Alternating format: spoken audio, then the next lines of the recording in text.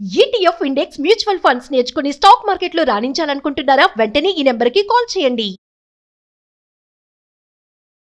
నమస్తే రమ్ గారు. నమస్తే జయ. రమ్ గారు, మనము సప్త చిరంజీవులు అని చెప్పుకుంటాం. అసలు ఎవరు వీరు? వీరి యొక్క విశిష్టత ఏంటి? వీరి మామూలుగా అంటే మనం మిగతా దేవతామూర్తులను కొలిచినట్టుగానే వీరిని కూడా కొలుస్తామా? అసలు వీరి విశిష్టత. చిరంజీవులు అంటే ఎప్పటికీ జీవించి ఉండేవాళ్ళు అంతే. ఇది మనకి చరిత్రలో ఉన్నారు. 7 సప్త చిరంజీవులు అంటే 7 కాదు, మార్కండేయుడు కూడా ఉన్నాడు, వాళ్ళతో 8వ వాడు. సాధారణంగా ఈ సప్త చిరంజీవుల మాట ఎప్పుడు వస్తుంది మనకి? పుట్టినరోజు నాడు వీళ్ళని తలుచుకుంటే అపమృత్యు నివారణ కలుగుతుందని చెప్తారు. దేవుళ్ళలాగా కొలవం మనం. ఇందులో కొలవబడేవాడు ఉన్నాడు ఒక ఆయన, ఆంజనేయుడు. ఆంజనేయుని కొలుచుకుంటాం కదా మనం. ఆయన చిరంజీవి. ఇప్పటికీ హిమాలయాల్లో ఆంజనేయ స్వామి ఉన్నాడని కొన్ని ఫోటోలు అవి వస్తూ ఉంటాయి. అయితే మిగిలిన వాళ్ళు ఎవరికి ఇలాగా దైవికమైన ఇవి లేవు, కానీ వాళ్ళు చిరంజీవులుగా భయపడితే అలా వరాలు పొంది ఉన్నవాళ్ళు, శాపం పొందిన వాళ్ళు కూడా ఒకళ్ళు ఉన్నారు ఇందులో. వరమే అది శాపంగా పరిణమించింది. అశ్వత్థామ బలిర్వ్యాసో హనుమాన్స్య విభీషణ కృప పరశురామశ్చ సప్తైతే చిరజీవిన. అశ్వత్థామ, బలి, వ్యాసుడు, హనుమాను, విభీషణుడు.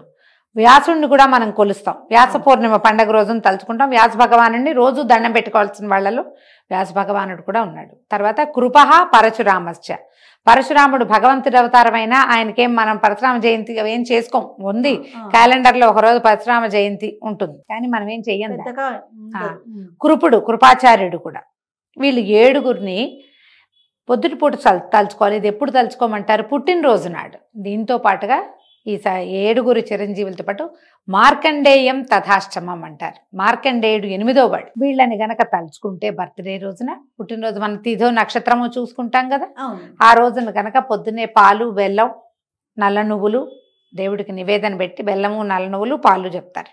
ఈ శ్లోకాన్ని గనక ఈ సప్త చిరంజీవుల్ని మార్కండేయుడితో పాటు 8 మందిని తలుచుకుంటే అపమృత్యు భయం లేకుండా ఉంటుంది అని. అయితే వీళ్ళల్లో ప్రతి వాళ్ళది వేరు గాథలు, ఎవరి కథ వాళ్ళదే. వీళ్ళలో అశ్వత్థామ ఒక్కడు మాత్రమే, పాపం అనకూడదు, దురదృష్టవంతుడు, చరిత్రహీనుడైపోయాడు. ఆయన పుటక అద్భుతమైన జన్మ అయినప్పటికీ ఆయన చరిత్రహీనుడుగా మిగిలిపోయాడు. బలి చక్రవర్తి. సంవత్సరానికి 2 సార్లు ఈ బలి చక్రవర్తిని బలిపాడ్యమి చేసుకుంటాం. తర్వాత ఏమో మన కను పండగ నాడు బలి చక్రవర్తి బయటకు వస్తాడని ఆయన కోసమే రథం ముగ్గేస్తాం మనం.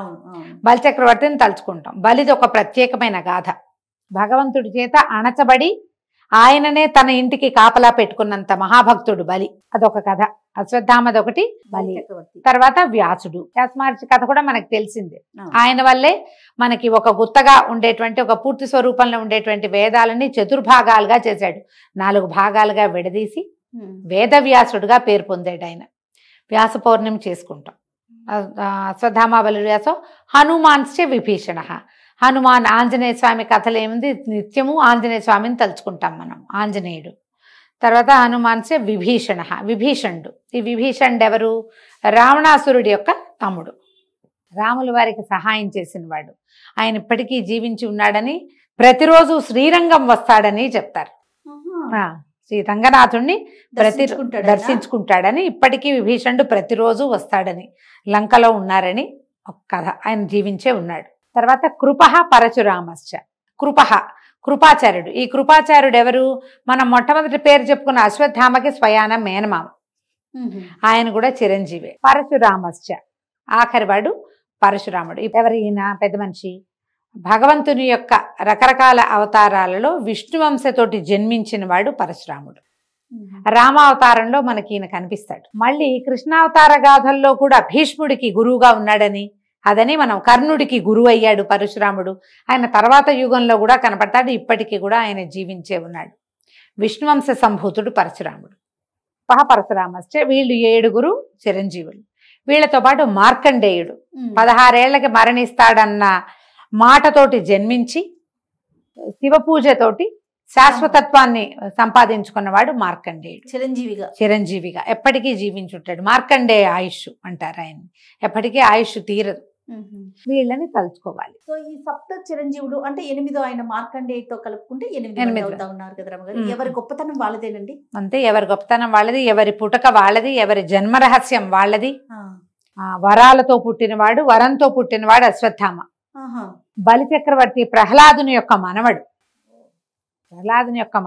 బలిచక్రవర్తి. అక్కడి నుంచి విభీషణుడు చూడు, విభీషణుడిది ఇంకొక ప్రత్యేకమైన గాథ. ఆయన ఇద్దరు అన్నదమ్ములు ఇద్దరు రావణ కుంభకర్ణులు.